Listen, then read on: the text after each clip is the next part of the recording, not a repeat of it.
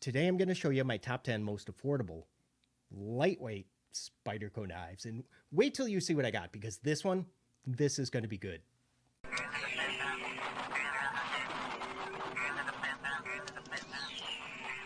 Some of the most popular Spydercos are the lightweights with the fiberglass reinforced nylon scales, or just FRN for short.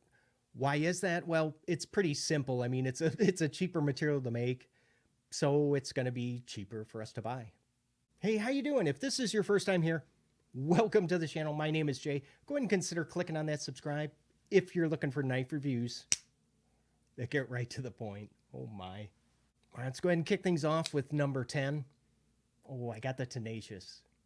At about $45, it's one of the most popular Spyderco budget knives, and I think for good reason, because it is a really, really good design. I mean, just look at all of that usable sharpened edge. I really like that in my knives. It's a design that we've seen them use on a couple other models like this Autonomy 2 automatic. Very similar features. Now, weighing in at about 3.7 ounces. I know counting this one as lightweight it's kind of pushing it, but it does have FRN scales, and I mean it's those darn full steel liners kind of mucking up the works. I mean, yeah, it's a really sturdy knife, but you know, that comes at a cost. Oh, have you seen that new version that's coming out with the blue scales? All right, at number 9, I have the Dragonfly 2.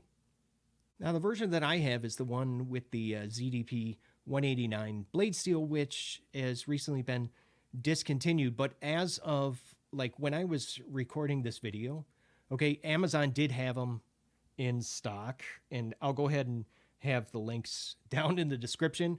But of course, as soon as I finished like writing up my script, they were gone. So I think that that's kind of going to be the deal for a little while with these, is that they're going to sell. Because everybody's just trying to hurry up and grab one before they're all gone. And if you're interested, yeah, I'd probably recommend that you do the same, because this is one of my favorite knives to carry as a backup. And you can see I'm not a lanyard guy, but I went ahead and threw something on there, and I took off the pocket clip, so then I can go ahead and just toss it in my back pocket. And it's just nice having like a secondary blade, especially when you've got steel with edge retention like this. I mean, there's nothing I can't do. All right, looking real good at number 8. I got the Para 3.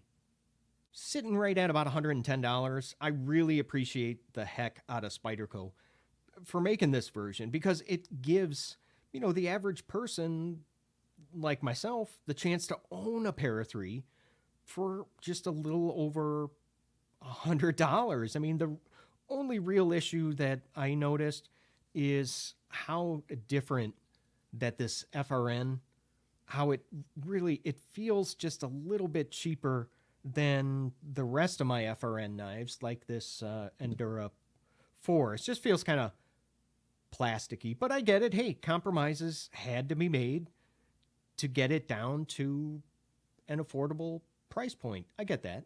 And what list would be complete without the Delica 4 at number 7? You can usually find a VG10 Delica for right around $80, but you know what? I'm not even gonna talk about this one, because honestly, what words of wisdom could I possibly add about the Delica 4 that really hasn't been said already? How about number 6? I've got the Native 5. I'm going to tell you right now, this is probably my all-time favorite Spyderco blade shape. I just love it. Look at it. And it's so much different, at least I think it is, from the rest of them. And I think part of the reason is because it doesn't have that big, you know, that big hump sticking up for the thumb hole. And if I had to pick a second favorite blade shape, it'd probably be this Domino, which unfortunately has been discontinued for a long time now. But these Native 5s, are you able to flick these open? Because I have been trying for the longest time And I just can't. This is one knife that I've never been able to flick open. I thought maybe after it broke in a little bit, maybe then I'd be able to do it, but nope. No dice. Not that it needs to be flickable, but it just, I don't know, kind of spices things up, makes it a little more fun. Number 5 is going to be this super slicer. It's the Chaparral. Oh yeah, hands down, best cutter on this list, as it should be. I mean, you're looking at, that's a 2mm thick blade stock. I mean, it makes the Delica. Let me show you this. Look at that next to the Delica, the thickness. It makes the Delica look like, I don't know, like a hard use knife. I mean, the one feature that I do want to draw your attention to here on the Chaparral is the whole like backlock assembly. It's all steel. Look at that.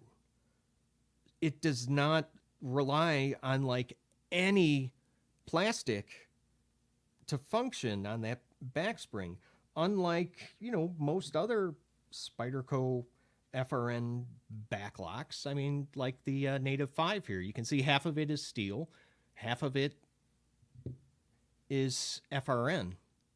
Not this one. Hey, if you're liking this video so far, go ahead and click on that thumbs up. Number 4, I went with the Manix II. Now this is the version with the S110V blade steel, which currently right now, if you go over to White Mountain Knives, use my coupon code LeftyLove, which will save you 10%. They have these in stock if you're interested. Now I came so close to ranking this a little bit higher on the list, closer to number 1, but then I did remember a couple things that, well, that kind of bugged me. I mean, for one, the scales. They do kind of feel like, well, like cheap plastic. And the Manix II is, not that this new information, but it's kind of wide. It is kind of wide in pocket. And I don't like the fact that they went ahead and they're using rivets to hold the scales together instead of Torx screws. I mean, you can adjust the pivot that has a Torx, but you're not able to fully disassemble this. Number 3 is going to be the newest knife on the list, and it's the Pacific Salt II. I gotta tell you, I was really excited when they announced that this was coming out with the LC200N blade steel instead of the that H1 that you can still find on some of their knives. But this is basically, I gotta show you this. It's basically an Enderura.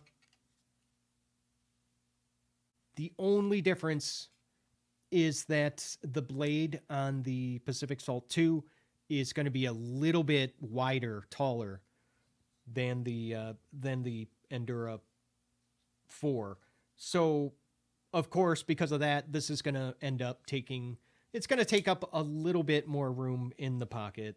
I wonder if these scales, if they can be switched. Have you tried it yet? If so, I would love to hear from you.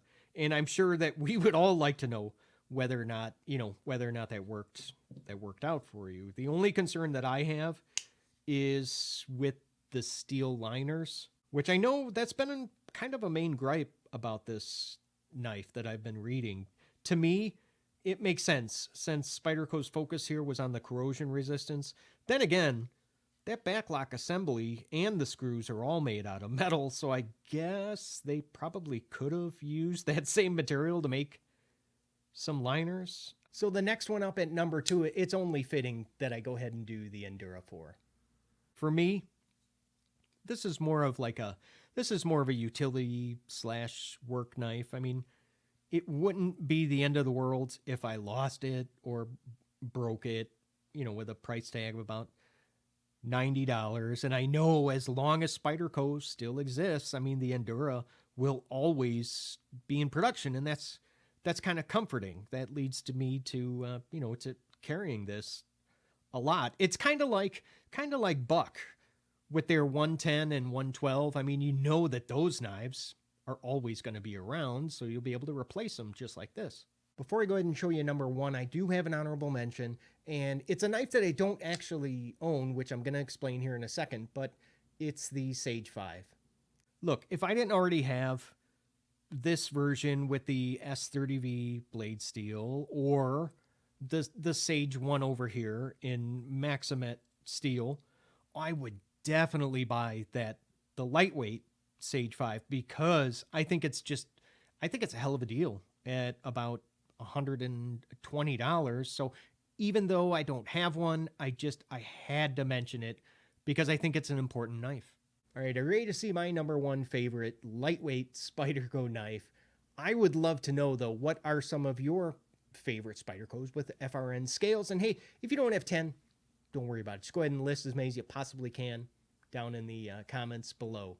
Number one, I've got the Stretch 2. I was like so crazy excited when this sprint run came out with the straight spine. It was because I was just not a fan of that original blade. But even with this one, that love-hate thing is still there. I mean, come on, ivory scales. I mean, I think those of you with large hands, you're going to like the full-size handle with that really nice forward finger choil. It's almost like, okay, to me, like a lightweight version of the Paramilitary 2, but with a backlock. Man, wouldn't that be awesome? Up on the screen now is going to be a video that I really think that you should watch next. And don't forget to go ahead and click on that subscribe. Thanks for watching. Love you guys. I'll see you at the next video. See ya. Take care.